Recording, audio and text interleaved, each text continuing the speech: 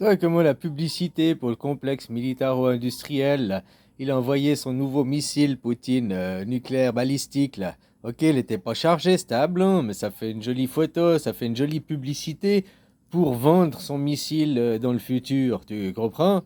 Parce que maintenant, j'ai vu que Poutine, il était au Parlement russe, là, enfin, je sais pas quoi, au Congrès, et puis il disait, nous voyons que le missile a marché, je sollicite que nous lancions un programme de production de masse de ce missile, c'est notre futur, nous avons besoin.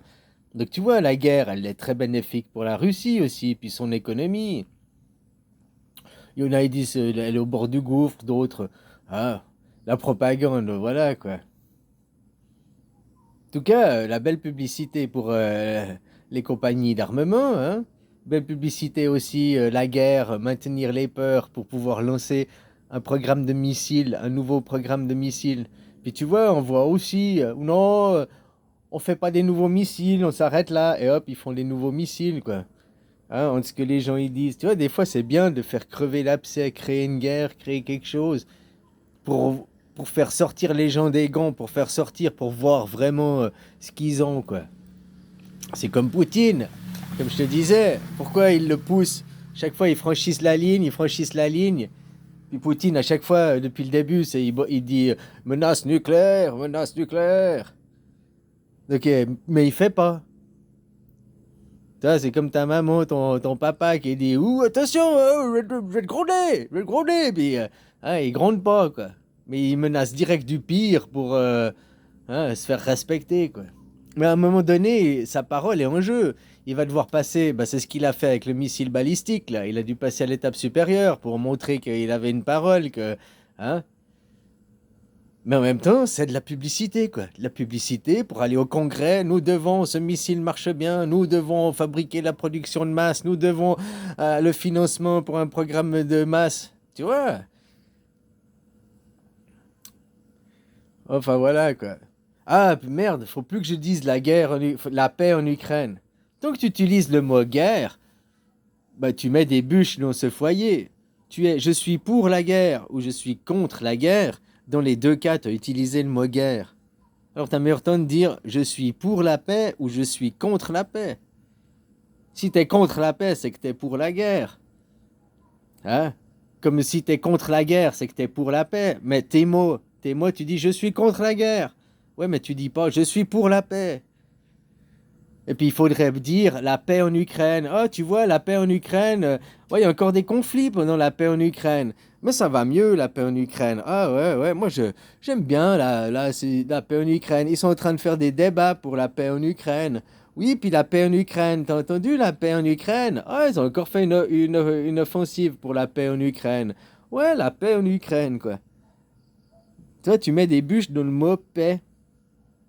Ok, aujourd'hui, ici, maintenant, c'est pas la paix, mais demain, tu veux la paix, alors faut appeler la paix. Autrement, si tu dis, oh non, je veux pas la guerre, oh non, je veux pas la guerre. La manifestation, l'énergie, elle est quoi, guerre? Oui, non, elle s'en fout. Oui, non, c'est les bûches. C'est les bûches dans le mot guerre. Mais personne n'utilise le mot paix, il n'est pas assez utilisé. Dans la balance, dans les médias Main Street, on entend beaucoup plus le mot guerre, guerre en Ukraine, guerre en Ukraine, guerre en Israël, tout le temps. On entend très peu le mot paix. Même des appels à la paix, on entend peu, quoi.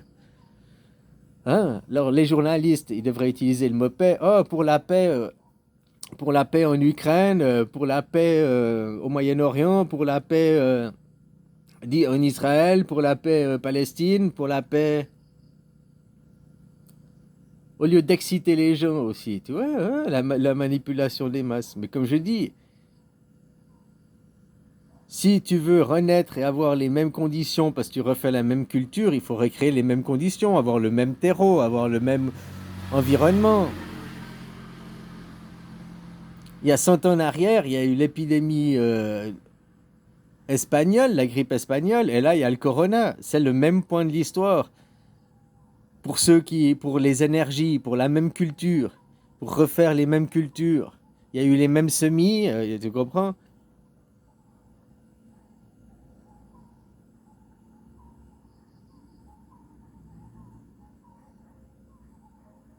fabriquées, des images. Tous ces gens qu'on voit à la télé, c'est tous des images fabriquées.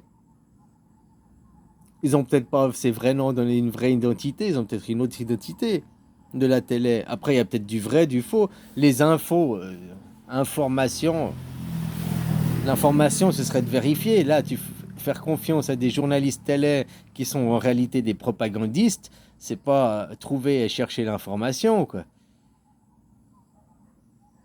Hein?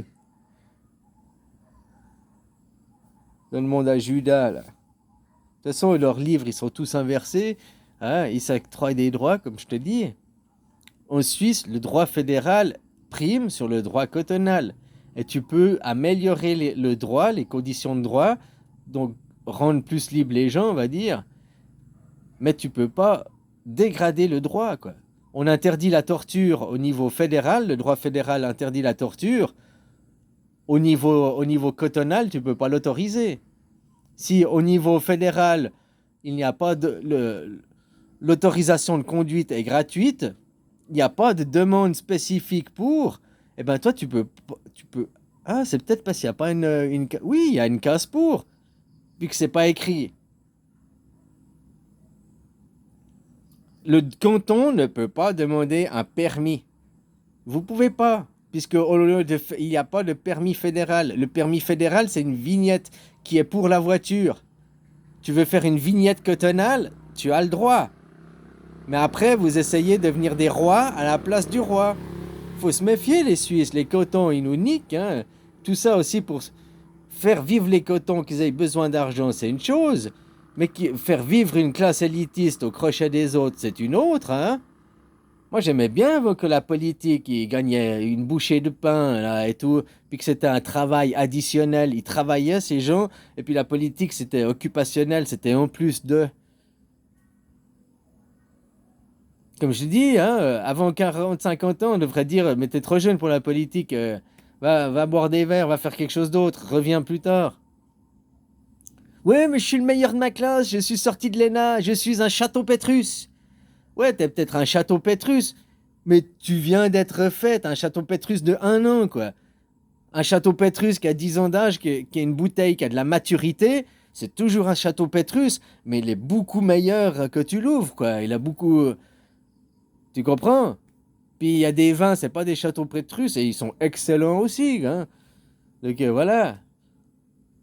Mais pour comparer, c'est ça. Hein. Nous, on est aussi des fruits, et puis c'est à maturité qu'on a le meilleur goût, qu'on est le meilleur, comme des vins, quoi.